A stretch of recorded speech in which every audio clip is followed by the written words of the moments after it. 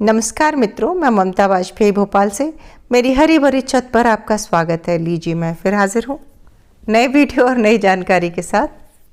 आप देख रहे हैं इंडियन टेरेस गार्डनिंग आर्ट और आज की वीडियो का विषय फिर टमाटर है।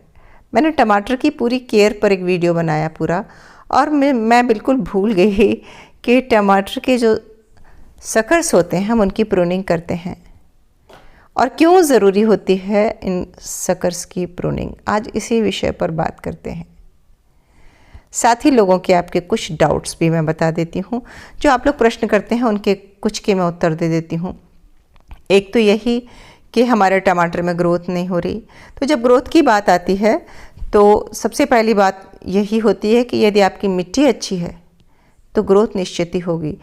अगर आप कंटेनर गार्डनिंग कर रहे हैं तो फिर निश्चित ही या तो आपका कंटेनर छोटा है, कंटेनर साइज बड़ी होगी, मिट्टी में खाद अच्छा होगा, सही समय पर बुआई होगी, सही सनलाइट कंडीशन में अगर पौधा रखा होगा, सही से मतलब फुल सनलाइट चाहिए, जहाँ प्रॉपर धूप आती होगी वहाँ पौधा रखा होगा तो निश्चित ही ग्रोथ होगी। और जब इनकी ग्रोथ हो रही हो और ये करीब 1 फुट के आसपास के हो जाएं, तब हमें इनके सकर्स निकाल देना चाहिए। सकर के बारे में हम बताते हैं फिर से कि जो टमाटर का तना होता है वो ऊपर बढ़ता है और उसे हम रस्सी बांध के सहारा दे देते हैं और ऊपर की तरफ फूल आते हैं। जैसे कि मेरे टमाटर में आपको दिख रहा है कि स्टिक भी लगा देते हैं लोग और रस्सी बांध कर भी दे देते हैं और ऊपर की तरफ सारे फल आते हैं और उन्हीं जो ब्रांचेस ऊपर जाती हैं उन्हीं में बड़े फल लगते हैं। लेकिन नीचे छोटी छोटी ब्रांचेस निकल आती हैं जिनमें फल तो कभी कभी लगते हैं लेकिन फलों का साइज बड़ा छोटा हो जाता है। जितना नीचे से छोटी छोटी ब्रांचेस जितनी डेवलप हो जाएंगी, प्लांट को ऊपर ग्रोथ लेने में उतनी ही दिक्कत जाएगी। हम चाहते हैं कि हमारा प्लांट ऊपर अच्छी ग्रोथ ले, तो हम उसको सहारा भी देते हैं और हम उसमें उसके नीचे जो सकर्स होते हैं वो हम ट्रिम करते जाते हैं समय समय पर। और हाँ, इन्हें तब ट्रिम कर देना चाहिए जब ये छोटे से हैं।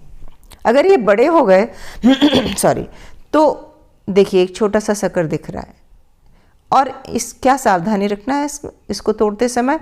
इस जो मेन डाल है वो बिल्कुल भी डैमेज नहीं होना चाहिए। यदि आप नए हैं तो आप कैंची से ट्रिम करें।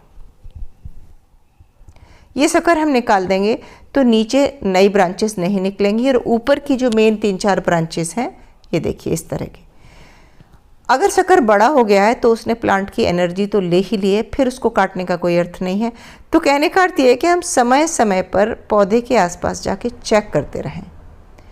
2 फायदे होते हैं इससे कि नीचे की जो टहनियाँ घनी नहीं होती तो मिट्टी में और नीचे के पौधे में हवा भी लगती है। ये हवा वाली बात है तो हर पौधे पर लागू होती है।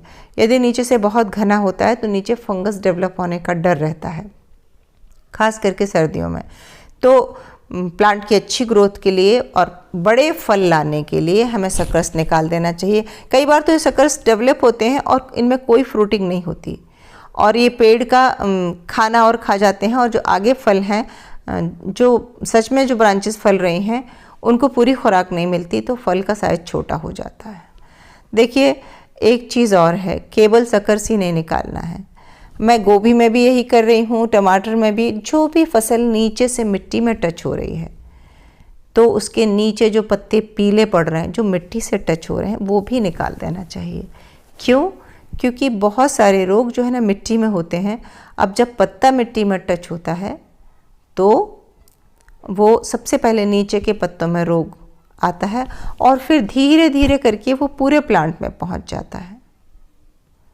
तो सकर्स तो आप समझ ही गए। और नीचे के तना खाली कर देना चाहिए, पत्ते हटा देना चाहिए और मिट्टी दिखने लगे और हवा इधर से उधर आर पार होगी तो मिट्टी को ऑक्सीजन भी मिलेगी। ये हमेशा हर पौधे पर ही लागू होता है। जब लौकी वगैरह का भी 4-5 पत्ते हो जाते हैं तो नीचे के सकर्स हम लौकी के भी तोड़ते हैं ताकि ऊपर की बेल की ग्रोथ हो। वही चीज़ यहाँ लौकी तोरई में भी करते हैं ताकि लौकी तोरई आगे बढ़ती है। वही चीज़ हम टमाटर में भी कर रहे हैं।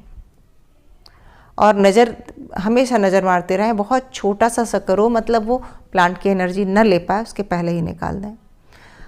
शक्कर निकालते समय आप क्या करते हैं कि अगर नाखून का प्रयोग जैसे मैं कर रही हूँ और थोड़ी भी सावधानी नहीं बरतेंगे तो वहाँ एक कट सा लग जाता है। जहाँ कट लगता है वहीं से इन्फेक्शन पनपने लगता है।